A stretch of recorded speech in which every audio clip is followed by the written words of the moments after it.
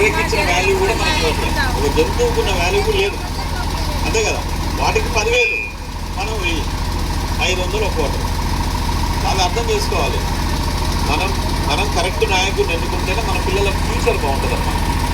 పిల్లల ఫ్యూచర్ బాగుంటుంది. ఎందుకు హైదరాబాద్లో కానీ ఢిల్లీలో కానీ పిల్లల్ని చూస్తే, నార్త్ సైడ్ పిల్లల్ని చూస్తే ఇంగ్లీష్ గడగడగడ మాట్లాడతారు. మన దగ్గర పిల్లల్ని చూస్తే ఇంగ్లీష్ రాదు. ఇప్పుడు మనం ఇక్కడ నల్గొండ చదువుకున్నాం అనుకో, ఇంగ్లీష్ రాదు.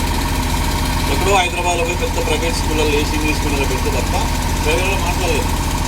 ఎందుకు చెప్పండి? నార్త్ వాళ్ళు ఎవరిని కదిలించినా ఇంగ్లీష్ బాగా మాట్లాడతారు. ఎందుకనంటే వాళ్ళు ఓటుకు డబ్బు తీసుకోరు కాబట్టి అక్కడ డెవలప్మెంట్ అవుతుంది, పిల్లలు బాగుంటారు, ఎడ్యుకేషన్ బాగుంటుంది, బ్రహ్మాండంగా ఉంటుంది. నాకు ఒక గోవా ఎమ్మెల్యే ఒకసారి ఇప్పుడు కనిపించాడు.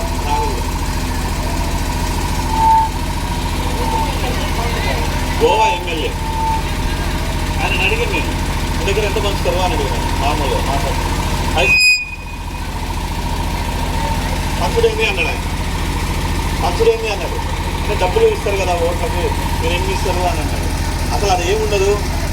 నేను ఎమ్మెల్యే కావడానికి నాకు 25,000 ఏంటి ఖర్చు అన్నాడు. 25,000 ఎమ్మెల్యే అయ్యండి. అందుకే వాళ్ళు అట్లా ఉన్నారు. మనకి పరిస్థితి అది అదే సిగ్గు అనిపిస్తుంది. అంటే ఎక్కడ పోతున్నాం, మనకు ఏడున్నాం కదా. 25,000 అంటే అంతే. ఇక తిరిగి భోజనాలకు అంతే. వాళ్ళకి ఒక్కరు రూపాయి తీసుకోరు. వాళ్ళ నార్త్ సైడ్ ఢిల్లీకి పో, బొంబాయికి పో, ఎక్కడ పో, వాళ్ళు ఆలోచిస్తారు, ఓటేస్తారు. కానీ మన దగ్గర అట్లా కాదు. పొద్దున నల్గొండలో జరిగింది ఇది ఇన్సిడెంట్. చదువుకున్న ఉద్యోగులు, ఎంప్లాయీస్ మనోళ్ళు ప్రచారానికి వెళ్తే పోస్టల్ బ్యాలెట్